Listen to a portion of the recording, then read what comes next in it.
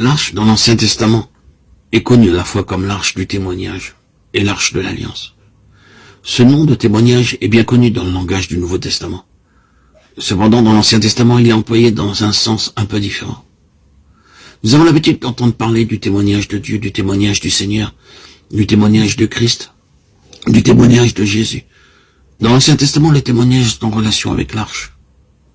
Les 2 tables de pierre étaient le témoignage. Les tables du témoignage furent placées dans l'arche, et cette arche est devenue l'arche du témoignage.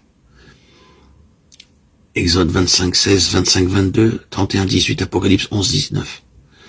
L'arche fut placée derrière le voile, et ainsi ce voile a été appelé le voile du témoignage, Lévitique 24, 3. À cause des tables de l'arche et du voile, le tabernacle a été appelé le tabernacle du témoignage. Nombre 1, 50. Le témoignage, c'est la loi. Nous avons l'habitude d'associer ce terme de témoignage avec une profession de foi ou être un témoin. Mais nous oublions que le témoignage, c'est tout simplement Dieu.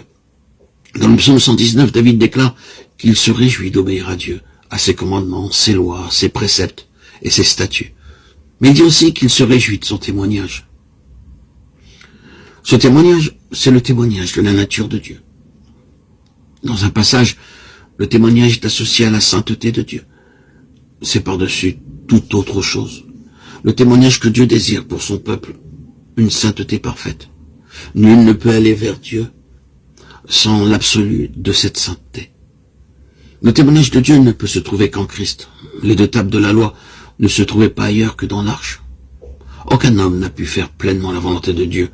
C'est en Jésus-Christ que vous voyez la volonté de Dieu pleinement accomplie. C'est le seul qui ait pu déclarer « Ma satisfaction, c'est la volonté de Dieu ». Les tables dans l'arche étaient le témoignage de Dieu, et non pas mon témoignage. Comment puis-je faire l'expérience d'un tel témoignage? Nous disons que nous sommes des témoins pour Christ. Nous pouvons être témoins en étant unis à Christ, en laissant sa volonté travailler en nous et à travers nous.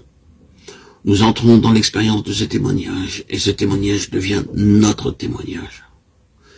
Remarquons que 2 autres choses ont été placées dans l'arche après les tables du témoignage, le vase contenant de la manne et la verge d'Aaron qui avait fleuri. Nombre 17, 4, Hébreux 9, 4, Exode 16, 34. Par ailleurs, il est déclaré que la manne et la verge furent placées devant le témoignage. Ce sont les 2 seules choses associées avec le témoignage. C'est comme si Dieu disait à son peuple, sans ces choses, mon témoignage ne peut pas devenir votre témoignage.